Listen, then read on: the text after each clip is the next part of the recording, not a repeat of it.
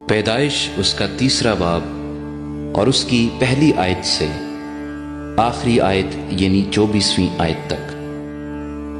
اور سانپ کل دشتی جانوروں سے جن کو خداوند خدا نے بنایا تھا چالاک تھا، اور اس نے عورت سے کہا، کیا واقعی خدا نے کہا ہے کہ باغ کے کسی درخت کا پھل تم نہ کھانا؟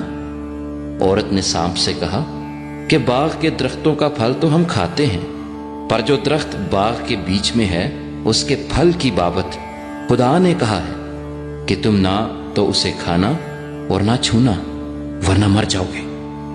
تب سانپ نے عورت سے کہا کہ تم ہرگز نہ مرو گے، بلکہ خدا جانتا ہے کہ جس دن تم اسے کھاؤ گے تمہاری آنکھیں کھل جائیں گی اور تم خدا کی مانند نیک و بد کے جاننے والے بن جاؤ گے۔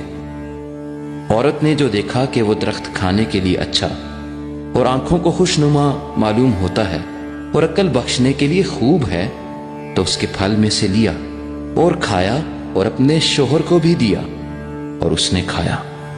تب دونوں کی آنکھیں کھل گئیں اور ان کو معلوم ہوا کہ وہ ننگے ہیں، اور انہوں نے انجیر کے پتوں کو سی کر اپنے لیے لنگیاں بنائیں، اور انہوں نے خداوند خدا کی آواز جو ٹھنڈے وقت باغ میں پھرتا تھا سنی، اور آدم اور اس کی بیوی نے آپ کو خداوند خدا کے حضور سے باغ کے درختوں میں چھپایا۔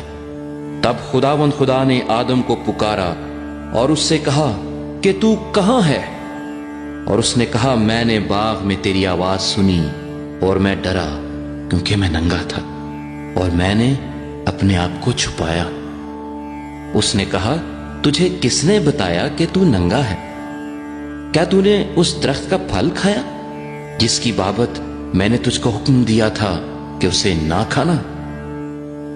آدم نے کہا کہ جس عورت کو تو نے میرے ساتھ کیا ہے اس نے مجھے اس درخت کا پھل دیا اور میں نے کھایا۔ تب خداوند خدا نے عورت سے کہا کہ تو نے یہ کیا کیا؟ عورت نے کہا کہ سانپ نے مجھے بہکایا تو میں نے کھایا۔ اور خداوند خدا نے سانپ سے کہا، اس لیے کہ تو نے یہ کیا تو سب چوپایوں اور دشتی جانوروں میں ملعون ٹھہرا۔ تو اپنے پیٹ کے بل چلے گا اور اپنی عمر بھر خاک چاٹے گا، اور میں تیرے اور عورت کے درمیان اور تیری نسل اور عورت کی نسل کے درمیان عداوت ڈالوں گا، وہ تیرے سر کو کچلے گا اور تو اس کی ایڑی پر کاٹے گا۔ پھر اس نے عورت سے کہا کہ میں تیرے درد حمل کو بہت بڑھاؤں گا، تو درد کے ساتھ بچے جنے گی اور تیری رغبت اپنے شوہر کی طرف ہوگی اور وہ تجھ پر حکومت کرے گا۔ اور آدم سے اس نے کہا، چونکہ تو نے اپنی بیوی کی بات مانی اور اس درخت کا پھل کھایا جس کی بابت میں نے تجھے حکم دیا تھا کہ اسے نہ کھانا، اس لیے زمین تیرے سبب سے لعنتی ہوئی۔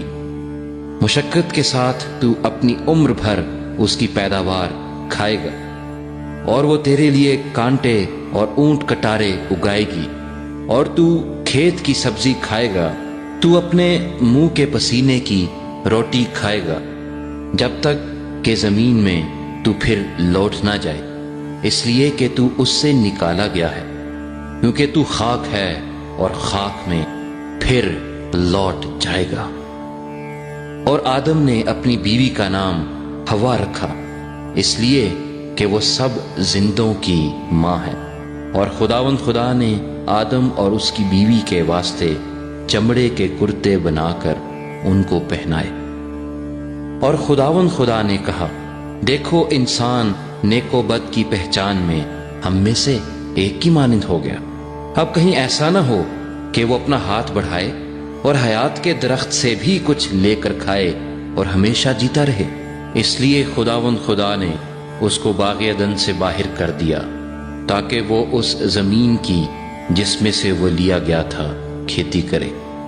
چنانچہ اس نے آدم کو نکال دیا اور باغ عدن کے مشرق کی طرف کروبیوں کو اور چوگرد گھومنے والی شعلہ زن تلوار کو رکھا کہ وہ زندگی کے درخت کی راہ کی حفاظت کریں۔